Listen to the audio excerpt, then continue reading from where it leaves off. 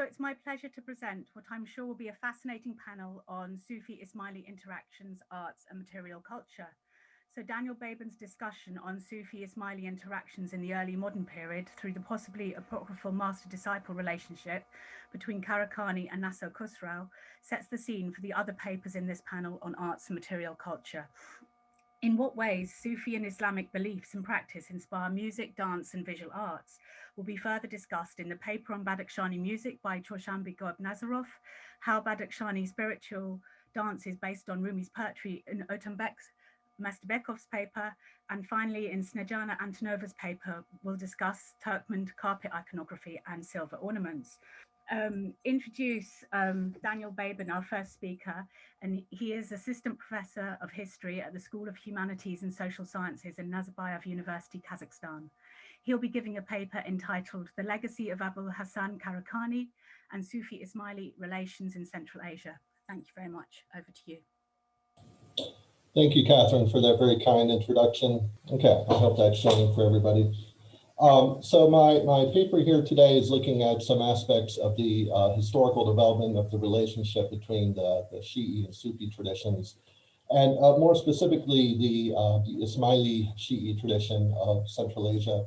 What I'm examining specifically here is the historical development of an institution, namely the silsila, the chain of master-disciple relationships, stretching back to the Prophet Muhammad, which is often described as a point of quintessential commonality between the Shi'i and Sufi tradition.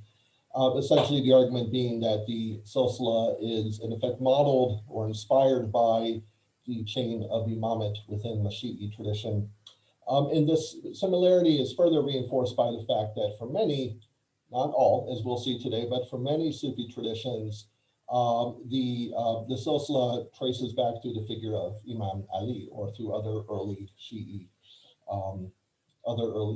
imams as a key linking point to the Prophet Muhammad. What I want to argue in my paper here today is while this commonality certainly is correct on a surface level, we need to look more closely at the actual historical development of the institution of the silsila. And how this relates to the Shi'i tradition. There's been a great deal of recent scholarship, including by our own Devin Luis, by Jürgen Paul, and others, that I think has quite definitively demonstrated that the silsila is essentially a product of the post-Mongol era, that we can trace its historical development to the period after the Mongol conquest, in many ways originating within Central Asia within the 14th and 15th century. In fact, in a recent article, Jürgen Paul has made an even more specific claim to an origin for the silsila as developing within the Sufi circles within the Naqshbandiya, connected with the Timurid capital of Herat in the 15th century. And I want to look at some aspects of this development more closely. And my argument is essentially that we can see parallel developments happening between what we see occurring with the Naqshbandiya within Central Asia and also within the Ismaili tradition within Central Asia as well. So I want to examine what some of the historical conditions are that inform this parallel development. And I want to look at this by sort of taking a case study of a number of stories connecting two figures, one of whom is very important for the Ismaili tradition, Nasser Khusrau, who we have heard about in some earlier papers, and also a figure who was very important for the Central Asian Sufi traditions, Abū'l-Ḥasan Kharaqānī, who I'll say a little bit more about in a moment. And what inspired my thinking about this subject here is a number of stories that recount, almost certainly apocryphal, but that recount a meeting between these two figures. Now, some very brief background on the figure of Nasser Khusrau to begin with. As you all know, he was a Fatimid Ismaili da'i, very prominent philosopher and thinker and poet as well, who is widely credited with the establishment of the Ismaili tradition within the Badakhshan region, where he spent the last years of his life and died, we believe, sometime after the year 1070. What is one of the interesting things about the legacy of Nasser Khusrau? And in fact, we don't have very much information about the development of the Ismaili tradition in Badakhshan for several centuries after his death. We find very little information in the sources referring to that. I'll come back to that point later. But one of the things we do find is there's a very wide and diverse array of different stories and narratives surrounding Nasr al-Khusro that we find reflected in a number of different sources. Many of them clearly coming from different communities, some of them originating most certainly from Ismaili traditions, but also many coming from non-Ismaili groups. And we can see one distinct thread, I believe, of narrative surrounding Nasr al-Khusro that is attempting to situate him in some way within the broader Sunni Sufi tradition within Central Asia. I've discussed this at some length elsewhere, including in a previous talk I gave at the IIS some years ago, in which I've argued that this is, I believe, connected with the shrine of Nasr al-Khusro within Yungan, within the Yungan district of present-day Afghan Badakhshan, where we find a long record of patronage of the shrine on the part of Sunni rulers, and an effort essentially to develop the reputation of the shrine as a legitimate source of pilgrimage. And in doing so, we see an effort through, I argue, many of these narratives connected with Nasr al-Khusro to essentially kind of obscure his connection with Ismailism and to promote him as having the image of kind of a more typical Sufi ascetic. And one of the most popular stories in this genre that we find is one that first appears in the late 15th century work of Dalat Shah Samarkandi, which is a collection of biographical notices on poets from his time and from earlier times, and includes in this account a story of an account of Nasr al-Khusro, in which he relates an account of a meeting between Nasr al-Khusro and Kharaqānī. It's a rather long story, a lot of interesting details of the story that I don't have time to go into here. I presented in further detail within the paper. But what essentially, the core of the story is that Nasr, during his extensive travels through Iran, he comes to the town of Kharaqān and comes to visit the Halakha, the Sufi hostel that is operated by Kharaqānī. And Kharaqānī welcomes him. He poses a series of questions to him, and essentially over the course of their discussion convinces Nasr al-Khusro to abandon his pursuit of speculative metaphysics and to instead adopt the life of a Sufi ascetic. And from there, Nasr al-Khusro leaves his Halakha, continues his travels, eventually arrives in Badakhshan and settles into a cave there, where he spends the last 25 years of his life engaging in ascetic practices, living off of bread and water, or herbs and water, I should say. So it is clearly part of reflecting this broader narrative agenda, I believe, again, of trying to obscure or in some way explain away the connections that Nasr al-Khusro has with the Ismaili tradition, and instead to kind of situate him within the more normative Sunni Sufi tradition. Now, previous scholarship on this account has quite definitively established that it almost certainly did not happen in a strictly historical sense.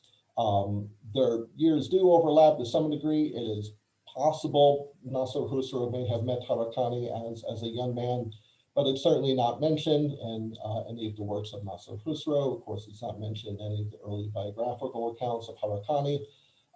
Seems to have quite clearly been constructed at a later time. I think the question that really hasn't been explored though in previous scholarship is why? Why Kharaqānī? You know, what is sort of the purpose of presenting this account of this meeting? As I've already mentioned, part of it is connected with this agenda, connected with Nasr al-Khusro. I think it reflects a particular type of spirituality that Kharaqānī was known for, a very kind of simple, very direct, very grounded type of spirituality that really eschewed the Falsafa tradition, and which really relied upon more direct and unmediated love of God.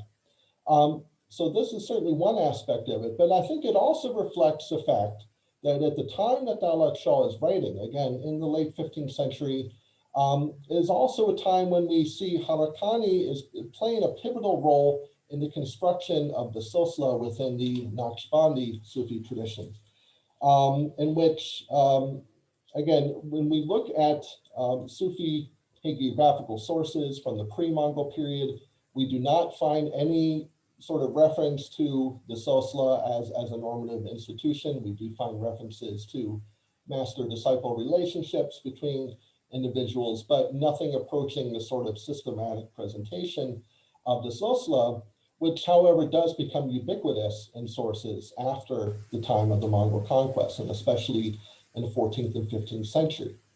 And this process here of essentially developing a canonical silsila for the Naqshbandi tradition in many ways involves filling in a lot of gaps, trying to connect many earlier figures to trace a connection back to the figure of the Prophet Muhammad. And this is where the figure of Abū'l-Ḥasan Kharaqānī comes to play a very important role. Because of the fact that he claimed a spiritual relationship with the figure of Bayezid Bastami, who many of you know was a pivotal figure for the historical development of Sufism within the Khurāsān region. You will notice from the dates here that obviously there is a very large gap between Bastami and Kharaqānī. This is reflecting the fact that Kharaqānī was claiming that his discipleship under Bastami was essentially a spiritual or a ruhani relationship, that one was carried out through visions, through dreams and whatnot. Essentially what we might otherwise call an Uvesi relationship, modeled upon the model of Uwais al-Qarani, who claimed to have such a spiritual relationship with the figure of the Prophet Muhammad. So this very much becomes widely accepted within Sufi sources as a widely accepted claim of having had this spiritual relationship on the part of Kharaqānī with Bastami. And so Kharaqānī eventually comes to play a very important role as a sort of linking figure within the Naqshbandi Khorjagani silsila, which I have presented here on the left. I should say this is sort of consolidated from a number of different sources. There are variations that we find in a number of different Naqshbandi sources. So this is somewhat aligning a number of different aspects here. I go into more detail within the paper itself. But what I want to argue here is that, in fact, this process of constructing a silsila, of kind of, filling in the gaps here, so to speak, we see parallels occurring within the Ismaili tradition as well. And this is what I want to turn to next, is that, oftentimes when we think about the connection between Ismailis and Sufism, or more broadly, Shiism and Sufism, we often think about the figure of the Imam as sort of the functional equivalent of the Sufi sheikh. Now, it's important to keep in mind, though, that especially for the post-Mongol period of Ismaili history, the Imams play a rather abstract and more distant role for most of the community here. It's only a very few number of Ismailis who have any direct connection with the Imam. Most of the sort of functional day-to-day leadership, at least at the logistical level, within the community is being played by the role of the local representatives of the Imam, who are within Central Asia are known as the peers, and under them the Khalifas. So again, the Imams have a much more kind of circumscribed role here. The real day-to-day leadership is being performed by the peers. And what I would argue here is that we can see a very similar organizational developments occurring among the peers that we see occurring within the Sufi orders at the same time, and probably for very similar reasons. And so again, looking at the example of Nasr al-Khusro here and the role that he plays within this process. Nasr al-Khusro in many ways is a somewhat isolated figure within the broader scope of Ismaili history. He is connected with the Fatimid tradition, but of course, his career is largely based in this very isolated, distant region of Badakhshan. When the Nazari tradition really emerges in the 12th century, we do not find Nasr al-Khusro or Badakhshan mentioned in any of the early Nazari sources. And the evidence we do have is that it was really somewhat later in the 14th and 15th century when it seems that Badakhshan is being kind of reincorporated in some way within it. But one of the interesting things that we start to see developing, it's more difficult to say exactly when this process begins, but we begin to see a number of narratives that seek to incorporate Nasr al-Khusro within the scope of the Nazari Dawah. We find a number of different stories essentially describing Nasr al-Khusro as having been initially a disciple of Hassan al-Sabah before he becomes introduced to the Imam of his time, Imam Mustafa I in Egypt. Again, historically, the chronology suggests that almost certainly these two figures never actually did meet. Hassan Sabah comes to Egypt more than 20 years after Nasser Khusro leaves from there. In fact, very well may have passed away by the time that Hassan Sabah arrives in Egypt.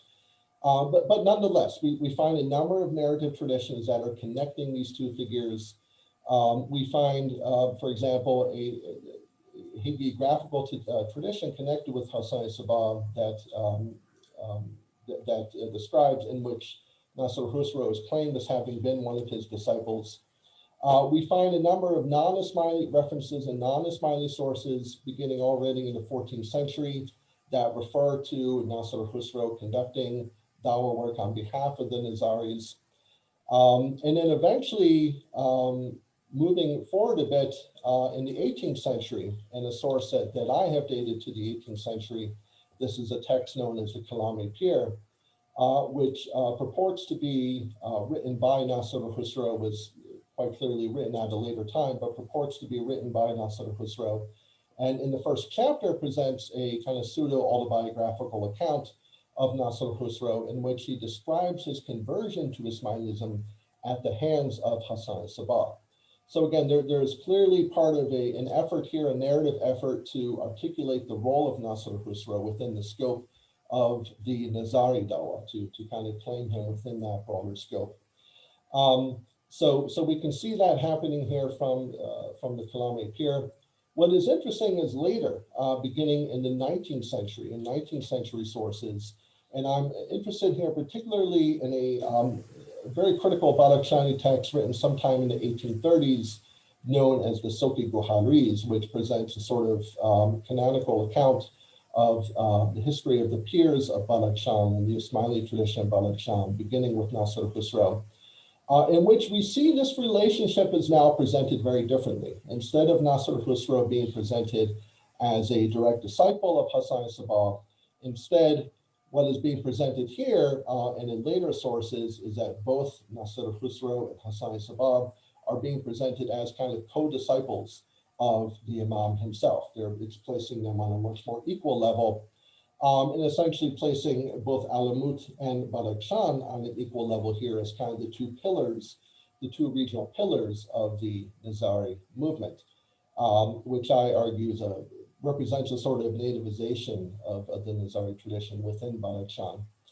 And what we also see happening in this source, and again reflected in later sources as well, is an effort to establish what I believe are actually later proponents of the Nizari Dawah within Badakhshan back with Nasser Khusro. So again, to extend not only Nasser Khusro himself with the Ismaili Dawah, or with the Nizari Dawah rather, but also to connect later figures with the figure of Nasser Khusro.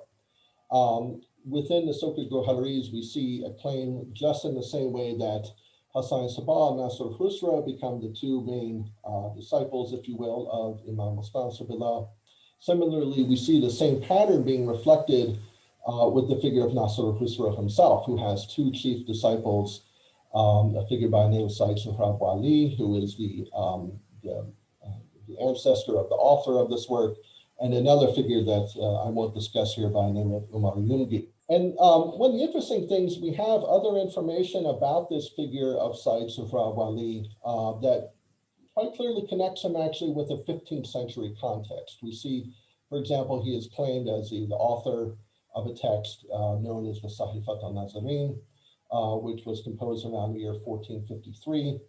What's interesting is in the conclusion of this work, the author, Sayyid Sohrab, discusses his own conversion to Ismailism. So again, he is also a convert to Ismailism, in which he describes how he encountered some verses of Nasser Khusro's poetry that inspired him to begin his religious search, and then eventually through this intellectual and spiritual relationship with Nasser Khusro, decides to become an Ismaili. So very similar in a way to what is being claimed for the figure of Abū'l-Ḥasan Kharaqānī in terms of his relationship with Bayezid Bastami.